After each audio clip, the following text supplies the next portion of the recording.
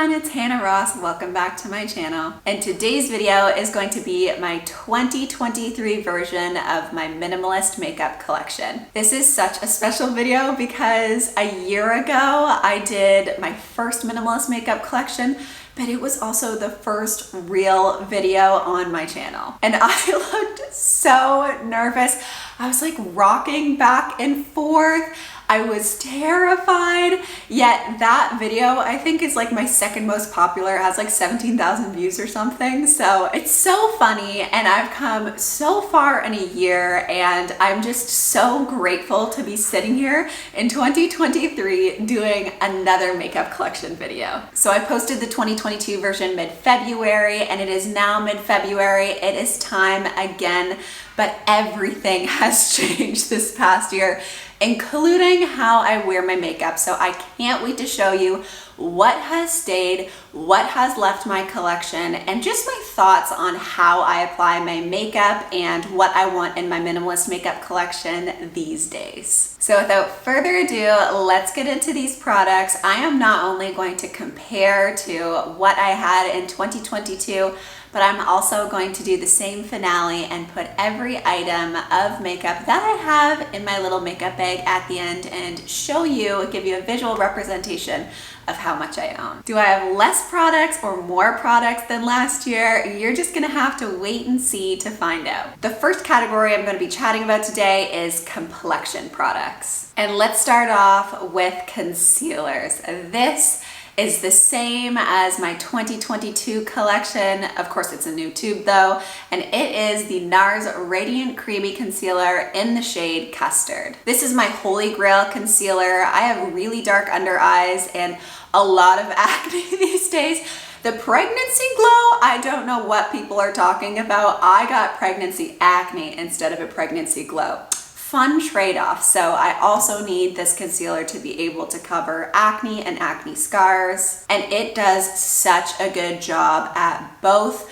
I would say it's a medium concealer, but it's definitely buildable to get higher coverage, but it's nowhere near something like the Shape Tape that just sucks all the moisture and living life out of your under eye area. It is the perfect combination between creaminess and coverage. It's blendable, it's easy to use, but one of my favorite things about this concealer, and I think it's just underrated in general in all makeup, is the shade. The shade is a perfect match for me and somehow magically takes me from winter to summer. So whether I have a tan or not, I don't know how this medium one custard shade does it, but it is the perfect match for me. So I could go on about this concealer, but you've heard me talk about it enough in 2022 and throughout my makeup tutorial. So I am going to leave this one aside, but just know that this is just the best concealer in my opinion on the market. Next up is a second concealer, and this is the Glossier Stretch Concealer, and I have it in the shade G8. Now this is kind of the same as last year because in 2022 I did have the same product, but it was in a different shade. And my oh my, does the shade ever matter? This is too deep for me, too dark for me. Medium was perfect, and this one is just not a good fit. So I'm not quite sure what I'm gonna do with it in my collection or if I'm going to end up passing it along, but the product itself is incredible. So if you find a good shade match for the stretch concealer, wow, you will be lucky because it is so juicy. It's so emollient. It is a product that you would expect not to have that much coverage because of its consistency, but it actually packs a punch. It really does do a good job of covering up. I love it for the under eye area. It's also just so easy to use. You can just tap your finger in a few times, blend it quickly under your eyes. It is seamless. It is foolproof. It's a very, very good, high quality product that lasts a really, really long time. But like I said, you just need to find your perfect shade match. So I'm not 100% sure how much longer I am going to have this Glossier Stretch in my collection, but for now I'm trying to make the best use of it that I can. And next up is the only powder that I own, and yes, it is the exact same as last year. It is the Laura Mercier Translucent Loose Setting Powder, and I adore it. I went into depth in my 2022 video, so I will keep it a little bit brief for 2023, but just know that this is absolutely a top-notch product. It is popular for a reason. This is an extremely finely milled, almost buttery feeling powder that is just a pleasure to apply to the skin. It also is completely translucent, at least on my skin, and it doesn't have any base color, which I really appreciate because obviously it can be used for a variety of skin tones, which is great, but it also can work for me in summer or in winter tan or no tan. And to make a long story short, it was this powder in particular that got me to eliminate foundation completely from my routine. I just mattified a few certain areas and it took down the shine and also blurred my skin a little bit, and I found that foundation no longer was something that I required. So the Laura Mercier Translucent Loose Setting Powder is here to stay. It is a staple in my collection and I can't see myself trying to reinvent the wheel here. I think this one will probably be in my collection for many years to come. Next, we are heading into the liquid cheek product category, and the first one that I have to talk about is the Glossier Solar Paint. I have it in the shade Ray. This is actually a completely new entry into my makeup collection. I was looking for something that was kind of a blush, bronzer, and highlight all in one. Now, why was I looking for that sort of product? Because I have completely changed from 2022 when I said I was doing full makeup looks or absolutely nothing at all. I am kind of the opposite nowadays.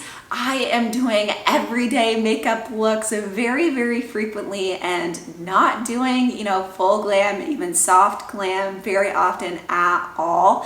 So I am looking for like a one and done product. And I also said I preferred the look of powders in that video, and I do love the look and longevity, and just the application is really fun to apply a powder.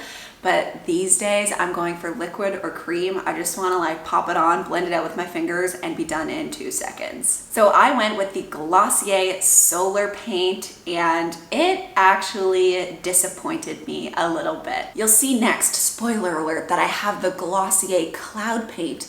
I was expecting performance like that product, which is excellent.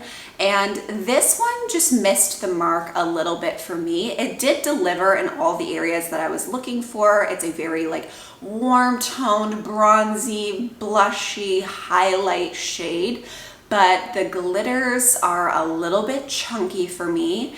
It leans more towards bronzer than blush, which is totally fine because that's what it is marketed as. But my biggest complaint with this product is that it's a little bit patchy and actually quite difficult to use and difficult to build up. So am I going to run out and get a new product right now? No, I have almost a full tube of this. I am going to use it up, but I wouldn't say that this is a holy grail product, and I really don't think that I will be repurchasing this Glossier Solar Paint. So if you have any suggestions for a blush bronzer hybrid with a little bit of shine that's not chunky, please help a girl out and leave them in the comments below, because the Glossier Solar Paint, I mean, it's nice, but it's just a little bit of a miss for me. Okay, next like creamy liquidy cheek product is in fact the Glossier Cloud Paint, and I have it in the shade Dusk. This is the exact same as last year, but I'm actually really close to being done this product, which is why I purchased the Glossier Solar Paint. So this one is on its way out only because it just doesn't have that highlighting property. It's a matte product, which is beautiful, but like I said, I'm looking for that trifecta, that hybrid. So this one is kind of on its way out the door, but oh my, I will rave about this product because it is fantastic. If you are looking for a cream or liquid blush, the Cloud Paints are where it's at. If you're looking for a shade where like a blush and bronzer had a baby, Dusk is going to be it for you. It's a gorgeous, gorgeous shade, and the product itself is just so easy to use, but it's also pigmented. It is not patchy. It shows up on the skin. It is just amazing. It's chef's kiss good. So I actually love the Cloud Paint, and if they ever came out with one with a little bit of shine to it, oh, it would be in my minimalist makeup collection forever. So we're staying in the cheek color area, but now we are moving to my powder products. And honestly, not much has changed in this category. The first one that I'm going to be talking about is my NARS Zen Blush. This is the same as 2022, and I love it just as much. I'm not wearing powder products as frequently, but I still really enjoy and never would get rid of this product in my collection. Now, it is technically a blush, but I kind of see it as a lighter, slightly pinkier bronzer. I apply this product the same way as I did in 2022.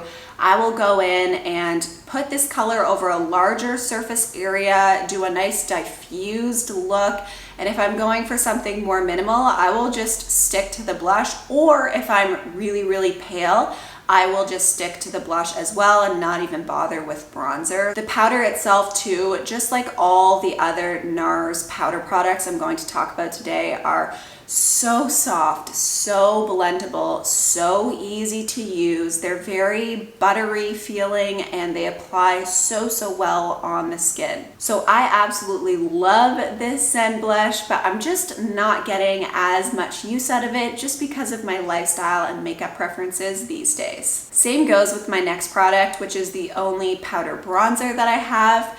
And this one is the NARS Laguna Bronzer. It is, in fact, the exact same product as 2022, but I am really on my way out with this one. And I typically prefer all of my cheek powder products, except the highlight, so my blush and my bronzer, to be completely matte, to have no shimmer whatsoever.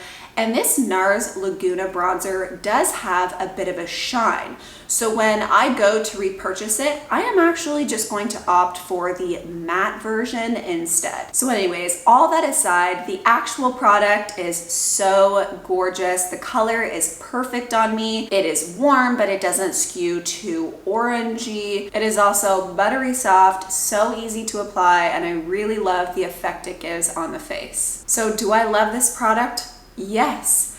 But again, it's just not something I'm reaching for that often, but you absolutely could not take it away from my minimalist makeup collection. It is in here, it's in here for good.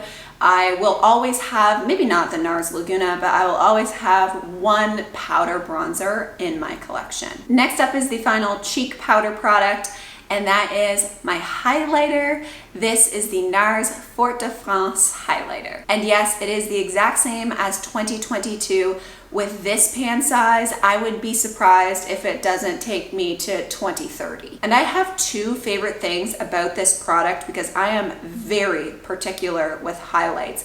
Number one is the shade. It is that perfect combination between pinky and yellowy. It's a very true champagne-y sort of color, which works perfectly on my skin tone and is the shade I prefer for a highlight. Number two, and most importantly, it is not a chunky glitter highlight. I cannot stand chunky glitter. This one is so finely milled and just adds like a lit from within look to your cheekbone. It's also not too stark and strong where you just have a stripe on your face. It's really easily blendable. The powder, just like the others, are very soft, very buttery. And overall, it's just a very enjoyable product to use. So I love the Fort de France highlight, and it is a product I very highly recommend if you're looking for a powder highlight.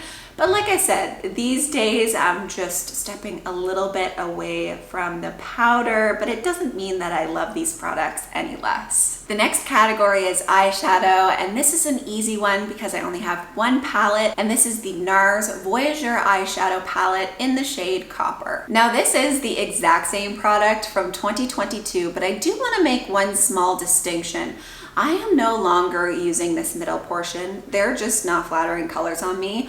On me, they look Halloween orange. So I am only using these lighter shades and these deeper shades, and I decided that the middle ones, I actually almost tried to pop them out, but then I thought that was a little bit ridiculous. So I've left them in, but I'm not using them. So this is really just 4 colors. So same product, but I'm using it a little bit differently. And even though I'm not the biggest eyeshadow person on planet Earth, I'll just use my blush, bronzer, and highlight as eyeshadow, honestly. I do really enjoy having this palette on hand. The lighter color is a pinkier and lighter hue than my blush, which I enjoy. And the deeper color is darker than my bronzer. So I have a lot more variation with just a few eyeshadows. And the eyeshadows themselves are very high quality. They blend so easily. They apply really nicely on the eye. They're also decently pigmented, but not so much so where they're impossible to blend out or you have a lot of fallout. They're just that perfect in-between balance. They're also very creamy powders, very buttery feeling. I personally like that there are a combination of mattes and shimmers in this palette, all packaged into one, because that's exactly what I want. If I'm going to go in with an eyeshadow look, even if it's a smoky eye, let's say, I still want to make it simple. I will just put the darker shade all over the lid and a topper, that shimmery topper on top, and we're ready to go. So I really do like having the NARS Voyageur eyeshadow palette in my minimalist makeup collection. Could I live without it? Yes. If I used up this entire palette, which will take me quite some time, but theoretically, if I did, would I repurchase? I don't know, but only because I'm not wearing eyeshadow so much these days. If I was wearing eyeshadow a lot, I absolutely would repurchase this or something similar, maybe only a quad with 4 shadows like I mentioned, but this one is in my collection for now. I do like having a little bit of extended play with my eyeshadow colors, so it's not going anywhere anytime soon in my minimalist makeup collection. Next category is eyeliners, and I have 2 to talk about today, 1 liquid and 1 stick eyeliner. So for my liquid eyeliner, I have the NYX Epic Ink Liner in the shade Black. Now this technically is the exact same as my 2022 collection, but for almost the entire year, I used the Kat Von D Tattoo Liner, and it just stopped working for me. It wasn't going over top of eyeshadow easily, it was drying up. So the first while using that product, I was blown away. It was perfection, and then it just fell off a cliff. And no, the tube was not empty, and yes, I did try to clean the little like brush tip, but nothing worked. It just went bad. It went sour on me. So I had to revert back to my NYX Epic Ink Liner. Is it my most favorite eyeliner on planet Earth? No, it's good, it's inexpensive, it's very black, it's very liquidy, so it's really easy to get over any eyeshadow that you have down. It doesn't stay on for a ridiculously long amount, but the positive side to that is it is easy to wash off at the end of the night. It's kind of difficult to get extreme precision with this liquid eyeliner, but it is good enough. And for the price, I do think it's a good value product. So I would say I really like the NYX Epic Ink eyeliner. I'm not completely in love, like holy grail status with it, which means that when this tube is empty, I probably will replace it with a new eyeliner. You will just have to wait to see to find out which one I pick. And the next eyeliner I have is in a stick form. This is the NYX Retractable Eyeliner in the shade Black. Now this, on the other hand, is a really top-notch eyeliner. I love it. It is creamy. It is so black. It's easily blendable. It doesn't have a crazy lasting power, but that's okay for me. I don't necessarily need nor want that. It also is so inexpensive. You don't have to sharpen it because it is retractable, like I mentioned. And it is just so good. So I use it for my waterlines, actually my top and lower waterline.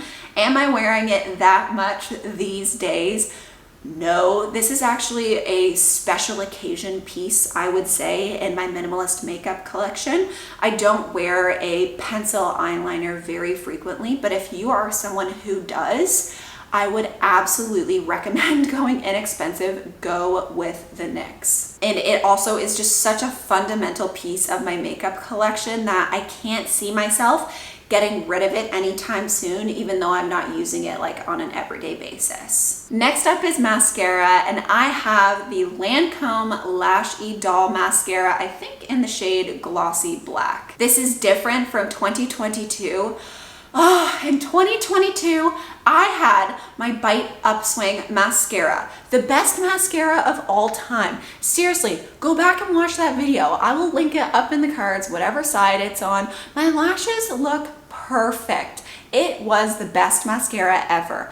But then Bite went under. And what does a girl do? She has to go and find a new mascara. I have hunted all 2022, pretty much within reason, for the best mascara. And I'm going to tell you what, I have not found it. Is the Lancome Lash Idol a nice mascara? Yes. If you're more of an everyday wearer, I would actually very strongly suggest this. But if you are someone like me who wants a mascara that is very voluminous, very lengthening, very black, fairly dramatic, but not in the chunky, spidery way, just really bold, fluttery, long black lashes, then I don't know what to tell you. This is not the one. It's not my everything. It's no Bite Upswing mascara. The positives of this mascara, like I said, is it does really lengthen your eyelashes. It holds a curl very, very well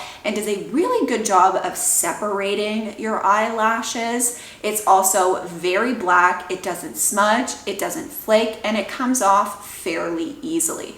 So again, there are definitely some major positives to this mascara, but it's just not the one for me. So if you are someone who likes a really thick, chunky bristle brush and the same sort of effect to the eyes, please again, help a girl out. Leave your favorite mascara in the comments down below. I am going on a hunt in 2023. So by the time I do this in 2024, fingers crossed, I will have my favorite mascara of all time. Next category is brows, and I have my tried and true back, everyone.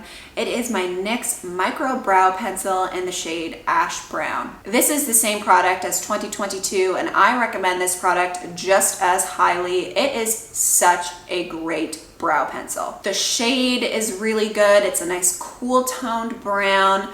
It also is stiff, but not too stiff. So it deposits enough color when you go to do a hair-like stroke, but it doesn't deposit too much color where you kind of have to backtrack or you're left with a blocky looking eyebrow. It's just really to use. It's a very precise tip, so it is easy to get those hair-like strokes. And honestly, I've used really high-end ones and it is just as good as them, if not better. So I personally would say save your money and go with the NYX brow pencil, and especially the shade Ash Brown is really quite good. So I love this and it is absolutely staying in my minimalist makeup collection. Now next up for brows, we have a whole new category here.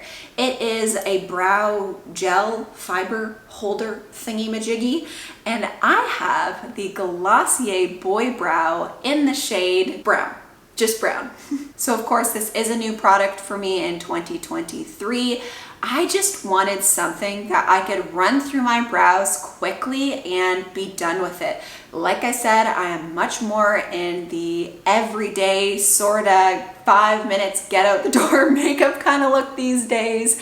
And the Glossier Boy Brow fits really well into that because it adds a little bit of color and it defines the eyebrows quite nicely. It also gives a little bit of hold. My only slight complaint is I find this color ever so slightly too warm for me. It's not the perfect shade, but I do think that that has to do more with my microblading color than the Boy Brow itself. So I don't blame the shade entirely on the Boy Brow. I just think I would need something ridiculously cool toned to counteract the almost warmer micro blade shade that I have going on. So I am just obsessed with this product. I have used it many years ago, but the love affair has been rekindled. I wear this so frequently, I get so much use out of it, and I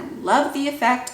Top-notch product, highly recommend. So now we are finally on the best category, the most fun category. Everyone knows it, and it's lips. And now let's head to the first subcategory, which is lip liners. Now, you know my spiel on lip liners if you've been on my channel whatsoever. I actually use them in place of lipsticks. I just find they're so much easier to use. They have way better lasting power. You never need to match your lip liner with your lipstick. They're really easy to pack, and you get that precision application.